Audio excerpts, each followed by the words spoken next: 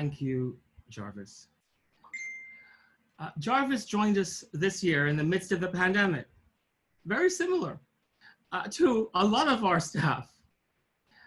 Jarvis is from Mississippi, but now lives in Washington, D.C. And a lot of the work that he does as a program manager focuses on students of color and students at historically Black colleges and universities. We're really proud of this talent that we've attracted to the Andrew Goodman Foundation. And you guys should know Alex Harris, the executive director, is a graduate of Spelman and Harvard, which is the perfect combination in my mind. This moment that Alex spoke of and the moment to which Jarvis just sang is like nothing else. I want to put this in perspective because we are fortunate to have such a multi-generational group of loyal supporters and activists.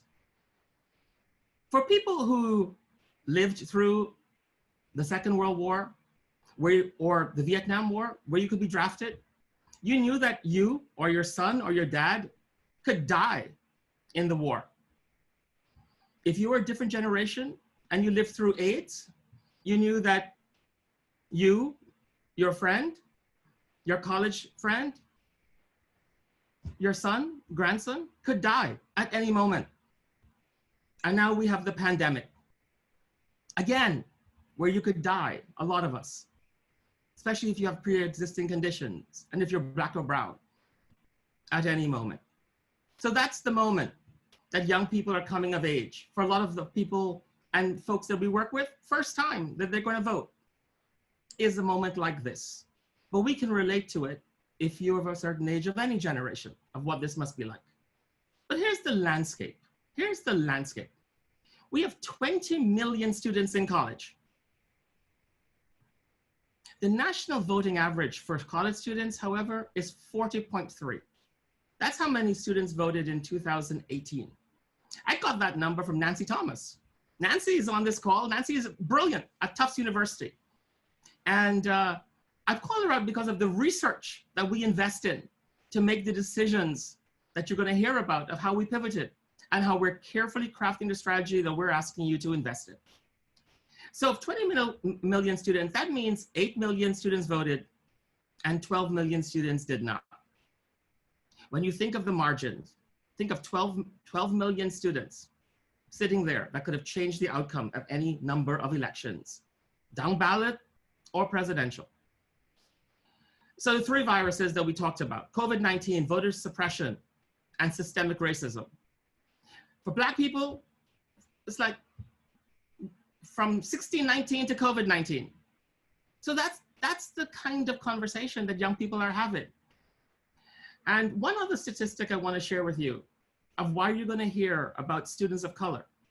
Students of color haven't voted at the rates they voted in 2008 and 2012, since 2008 and 2012.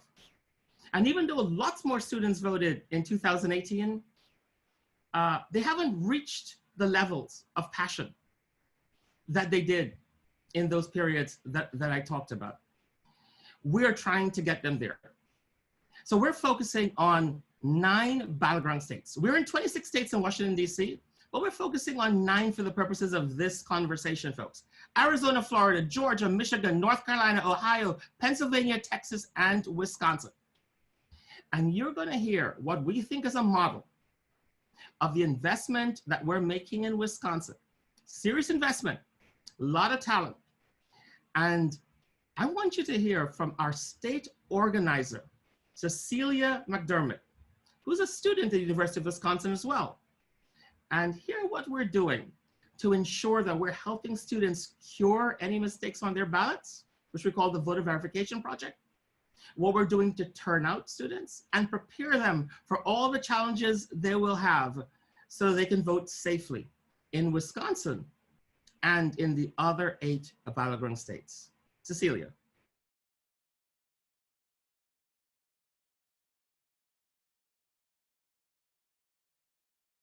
Thank you. Hi, everyone. My name is Cecilia McDermott, and I am a Wisconsin organizer with the Andrew Goodman Foundation. I am also a student. I go to the University of Wisconsin-Madison, and I'm studying political science and geography with certificates in public policy and digital studies. I joined AGF really at the perfect time. I have been thinking about taking a semester off for organizing since I first got involved in 2016. So I had this vision in my head for 4 years where the fall of 2020 would be solely dedicated to this election and turning out student voters. But over the summer, I realized if I took the semester off, I would lose the scholarship that allows me to go to college. So the AGF organizer position really was perfect because I am able to focus on what I love, youth voter engagement, while remaining an active student. And also the Andrew Goodman story just really resonated with me since Andrew Goodman did go to the University of Wisconsin-Madison, and I am 20 right now. This is like my final summer before my last year in college. And I am just really excited to be working in my home state with an organization like AGF. So right now, AGF is launching a huge wave of expansion in Wisconsin and really devoting a lot of our time and effort to making sure students across the state are supported not only in this election, but moving forward into future elections as well. So right now, one of the things I am doing is leading a Wisconsin campus voting coalition with our other partners, and we are able to reach 48 out of the 52 campuses in the state. We also have campus level coalitions such as the Badgers Vote Coalition, where our ambassador teams are doing the same thing on a campus level. We are also launching a new project in Wisconsin across our campuses. So for a little context first, in April, our election in Wisconsin was a total mess.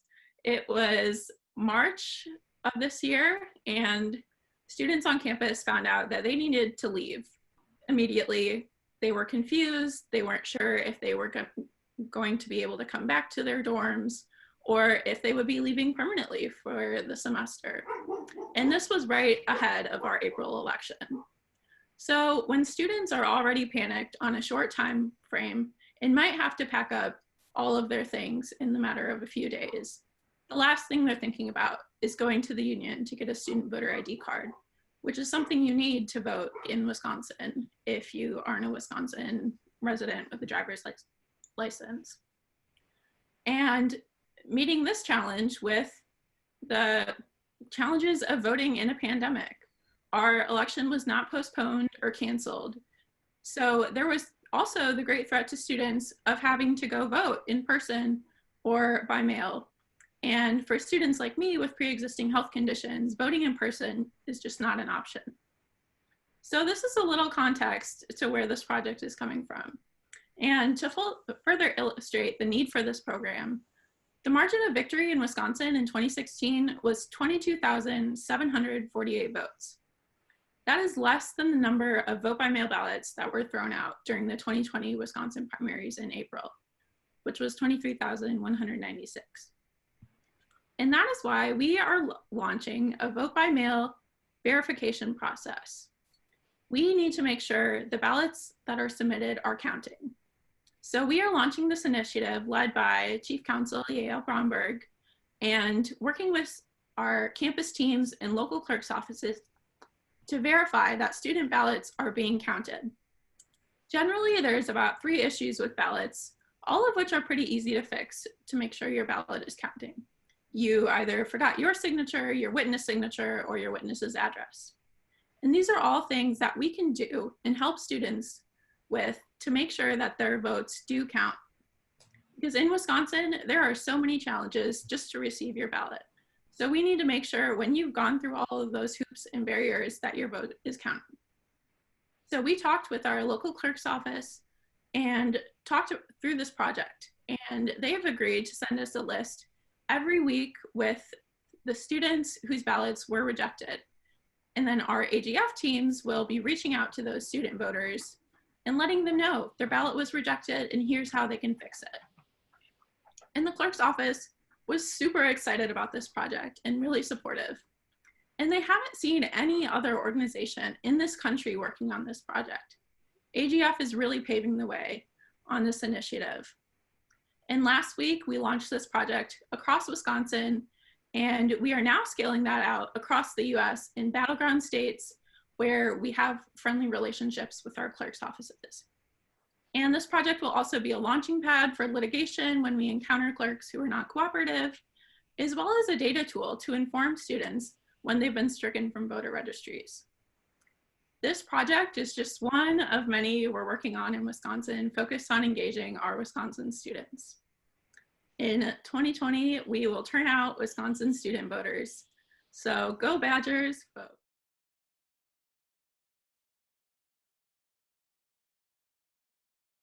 Thank you, Maxim, and thank you everyone for your interest in student voting, because it's important to students everywhere, especially, as Maxim said, historically Black colleges and universities.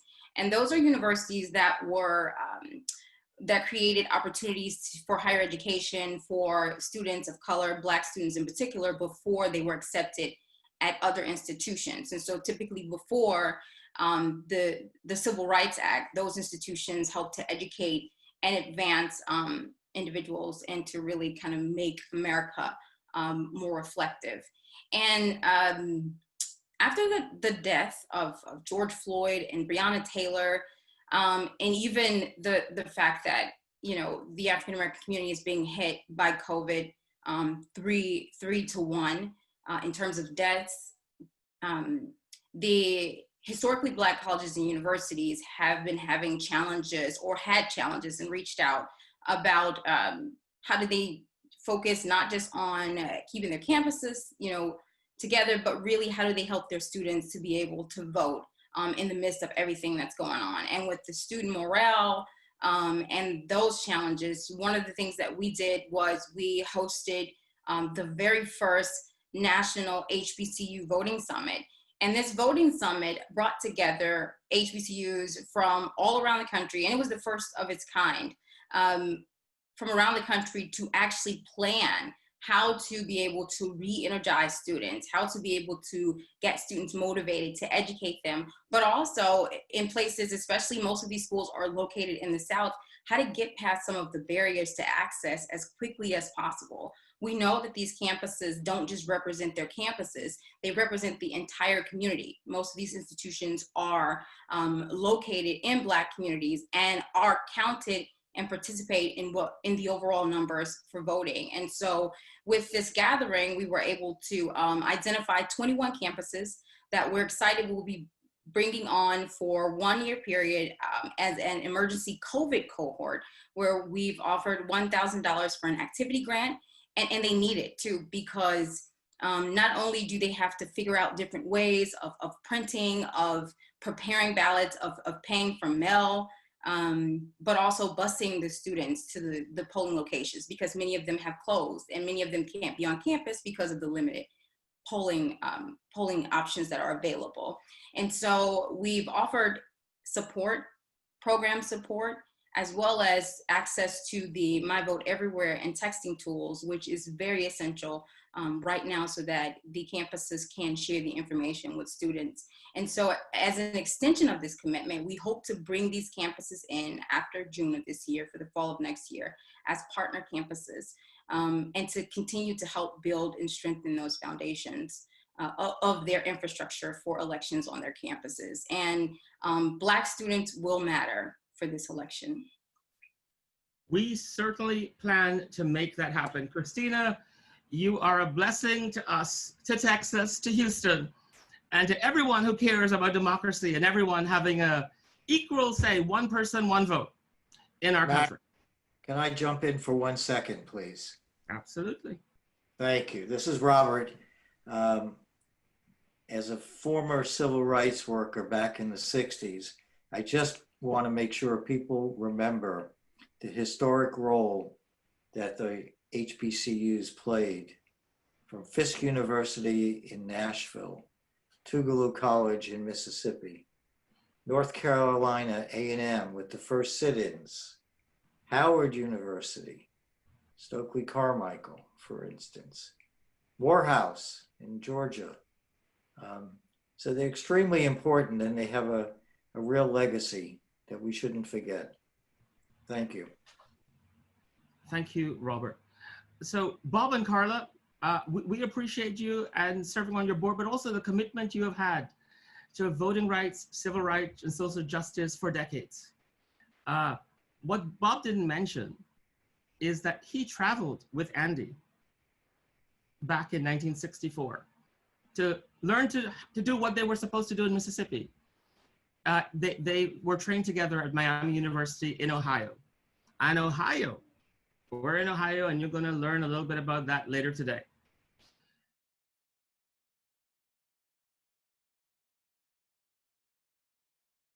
We are trying to turn out students of color.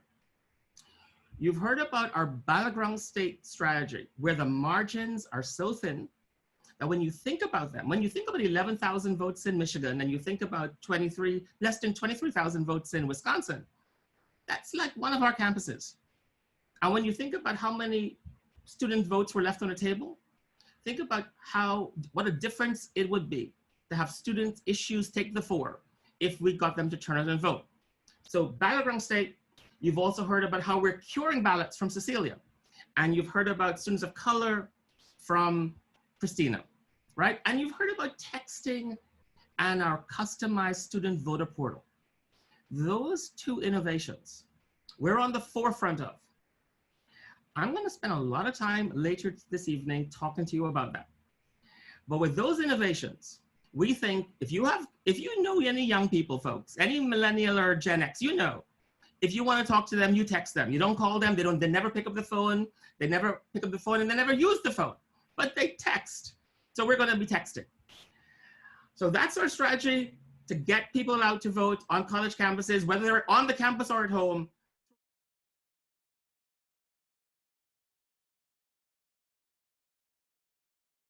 But what Alex is going to tell you about is how we are going to study what we're doing and take it to another level. Alex. Thanks, Maxim. So Maxim's 100% right. When I got to the Andrew Goodman Foundation in March of this year, I was pretty shocked by the fact that AGF was just like its peer organizations, and we didn't have a lot of data to back up how we know that we make an impact on college campuses. How much is it cost per voter to take a student from, I'm kind of interested to I'm a lifelong voter? And how do we know that all of the work that we do is really making a difference and moving the needle? And I found out pretty quickly that nobody does in our space, that it's completely anecdotal. And I was pretty upset. As a social entrepreneur, we got together and thought, how can we come up with a solution to kind of address this? And we knew that if we wanted to make any kind of difference, we had to partner with the absolute queen of data in this space, Nancy Thomas, who we've referenced before, who is on this call. She is brilliant, and she is the founder of the Institute for Democracy in Higher Education, which is referred to as IDHE. And so we sat down with Nancy and really, really came up with what we think is absolutely game-changing for this space. So we've invented what is called the Democracy Lab. And so we will be inviting 36 college campuses to join this cohort. And in order for them to participate, we'll also be providing financial incentive, which means a lot for HBCUs, as Christine has already pointed out. So they'll receive support for their ambassadors. They'll receive support for the faculty that participate. And then the school itself will receive financial support.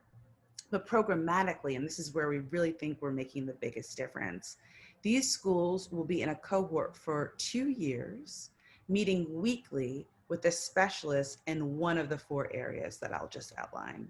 So civics education, voter registration, getting out the vote, and advocacy. So weekly, these schools will come to the table and bring their challenges and bring their struggles, and then they'll thought partner with each other. And all the while, with all of the genius qualitative and quantitative analysis of IDHE, we'll be studying best practices that emerge. We'll be seeing what really moves the needle on campuses. We'll see the impact of race, of gender, of geography, of socioeconomics, of polling sites, of early voting, of all these things that we know and do all the time on our AGF campuses that we really want to be able to study. And so here's the rub. This is what gets me so excited as my little, in the nerdiness of me. What we'll be able to do at the end of it is produce a report that we'll share among the space with all of our peer organizations that shows everybody this is what you do. This is how you move the needle on a campus. This is how you engage students that are disillusioned. This is how you do all the things that you want to do, targeting HBCUs. And we'll be able to raise the bar among all of our peer organizations and how we organize and how we interact with college campuses forever. We want to do this for the space. We think it's time. And we really hope that you'll join us in this movement. I was born by the river in a little tent. Oh, and just like the river, I've been running ever since. It's been a long time coming, but I know change gonna come. Oh, yes, it will. It's been too hard living, but I'm afraid to die, 'cause I don't know what's up there beyond the sky. It's been a long time coming, but I know a change gonna come. Oh, yes, it will. I go to the movie and I go downtown. Somebody keep telling me don't hang around. It's been a long time coming, but I know the change gonna come. Oh, yes, it will.